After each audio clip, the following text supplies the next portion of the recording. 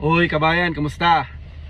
Ah, sa ngayon ay nakakalungkot yung balita na nabalitaan natin dahil marami ng mga kababayan natin at ibang lahi na hindi na inextend yung work permit nila at hindi na rin nabigyan ng LMIA or LAMIA dito sa Canada.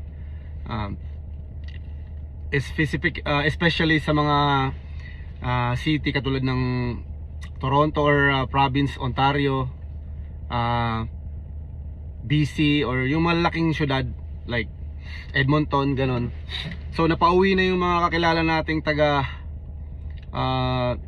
Ontario dahil nga hindi na sila in-extend, hindi na sila binigyan ng work permit dahil nga sa binago na yung rules dito sa immigration dito sa Canada.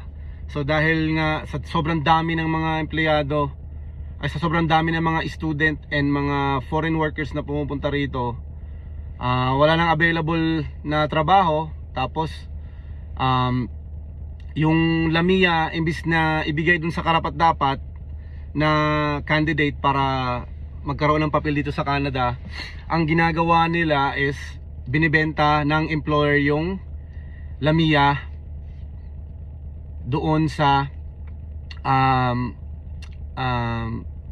worker para kikita yung employer at the same time kikita rin yung abogado. So narinig ko lang, kinento sa akin nung East Indian na kasama ko dito sa work. Hindi na ako magbabanggit ng ng company, but yun nga, kinento nila na yung isang East Indian daw bumili daw ng LAMIA worth $30,000. So yung $10,000 nun mapupunta dun sa employer, and yung $20,000 ay yung 10,000 mapupunta sa abogado, sa lawyer, then yung 20,000 mapupunta doon sa employer. So kikita parehas, pinagkakitaan yung LAMIA, inabuso yung LAMIA. Instead na wala naman talagang bayad ang LAMIA or meron bayad pero hindi ganun kalaki. So ang ginawa nun, yun nga ang kalakaran sa malalaking city, yun nga kaya na fucked up yung pardon my word, but na nasira yung immigration or yung legal process dapat nasira dahil nga ng mga aplikante. Ngayon pag may pera ka, pwede ka nang pumasok ng Canada, pwede magbigay ng LAMIA pag meron kang pera, kasi bibilhin mo lang yung LAMIA, mabibigyan ka na agad ng LAMIA, mabibigyan ka ng work permit eh.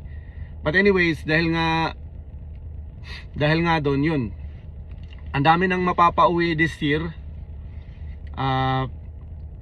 or next year. Ang sabi ni Fieri, yung 4.8 million na Pilipino or foreign workers na nandito sa Canada ay bigla na lang aalisin sa work nila.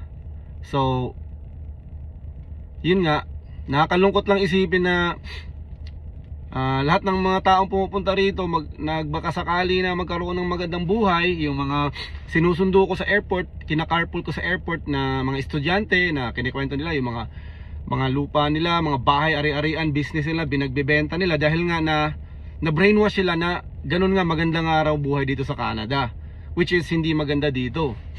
Maganda dito kapag hindi ka namimili ng work, wala kang ibang pinagkakitaan, wala kang business sa Pinas, yung mga ganun. Pero kung okay naman yung buhay mo sa Pilipinas, no need na pumunta rito.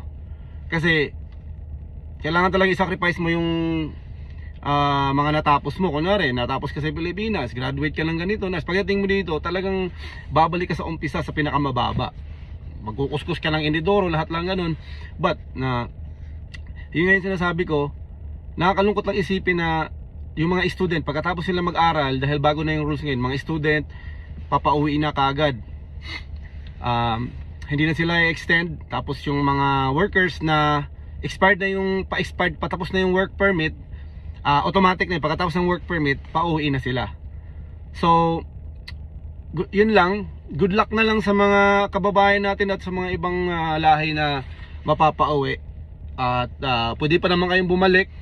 Apply lang, sipagan nyo lang, may ibang bansa pa naman. Yun. Thank you.